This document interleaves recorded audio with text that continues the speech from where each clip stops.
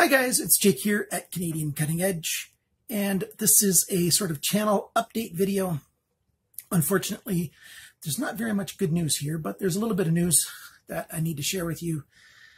Four things that I want to let you in on. Number one, my cut test.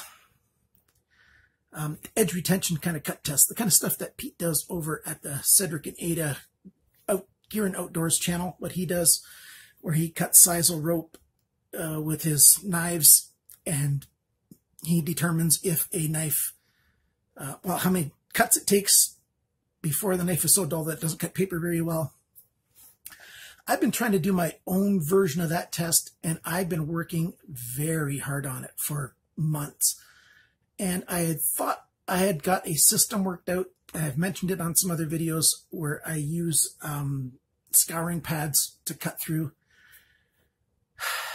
I don't know why, but I'm just not getting results that are consistent enough for my own standards.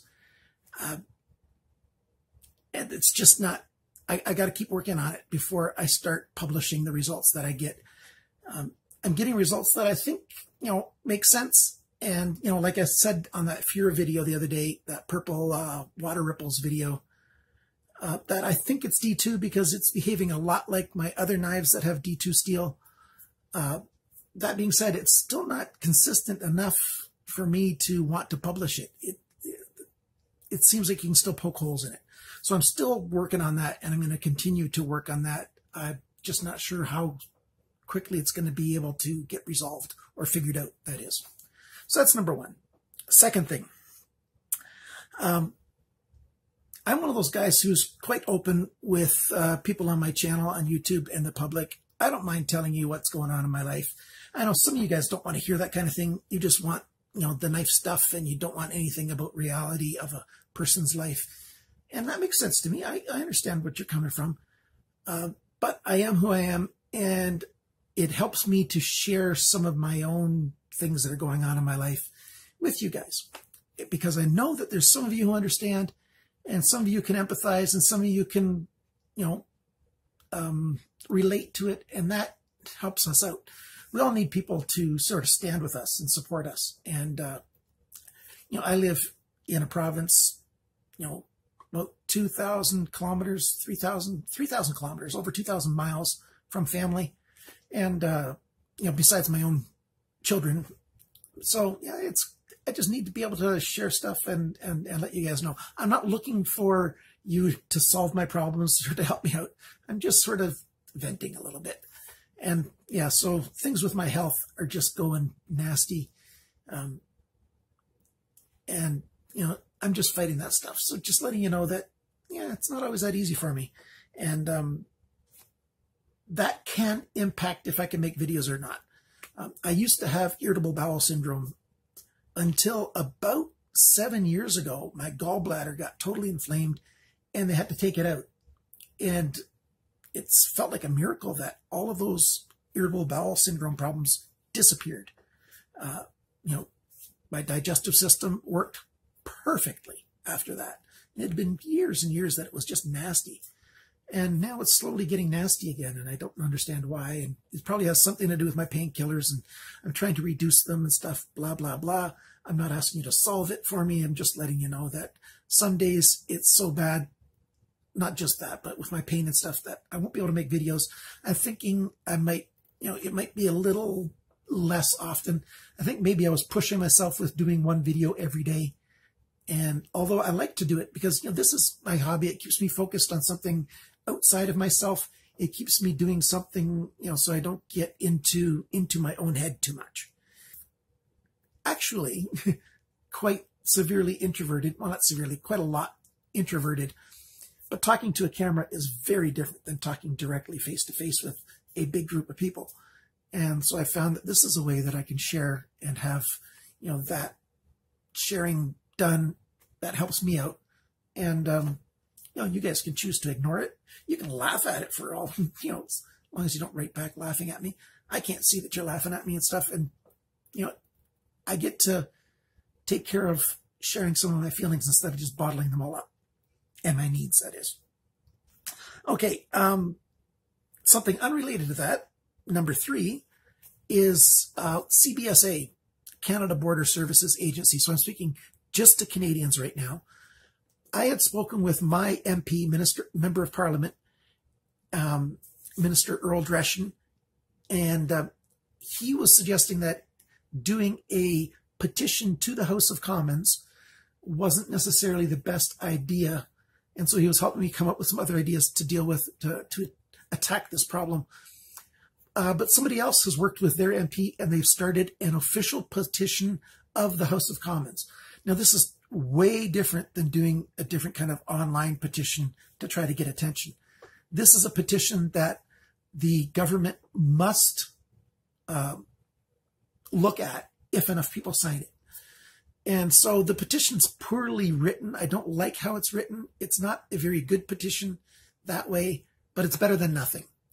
And so I think it's petition E-1552. I think that's the number. I'll put a link in the description below. I want you to sign it if you're a Canadian. You have to be Canadians. I'd really love to be able to open it up to American friends, people around the world, but you actually have to put in your address. This is a Canadian government petition. It's not just like a anonymous online petition kind of thing. So you have to put in your name and where you live and stuff, because you're Canadian. You need to be a Canadian to petition the House of Commons, which is our government. And so I encourage you to sign it if you're a Canadian. Get your significant other to sign it. Get your adult children to sign it. Get your aunts and uncles, cousins, friends, neighbors. Get as many people as you can to sign it, because we need this thing to get attention out there. Because now it's already becoming so that stores are not being able to import knives to sell. So not only are they making it difficult for us individuals to buy knives from outside of Canada, knife stores are going to go out of business if this doesn't get resolved soon, because they can't import knives to sell. We've got very few knife manufacturers in Canada. So while all these folding knives are still legal to own in Canada, we just can't get them here into the country. So we got to get loads and loads of people to sign this thing. Okay, so that's that one. Number 4. And this is, again, where I'm just being open and honest. Big problem with myself. I fought with CPP, Canadian Pension Plan, to have my disability registered with them for 4.5 years. After 3 denials and appeals, they finally granted it. It took that long before an actual human saw me.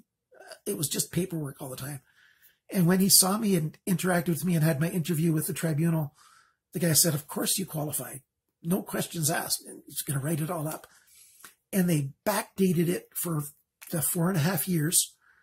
And so because I was on my pension plan through work, I got a big lump payment from Canada Pension Plan for my disability, but all of it went to my employer's insurance. Because if I get money from CPP, they reduce how much money they give me. So all that money went, I didn't see a penny of it. And it all went to my insurance.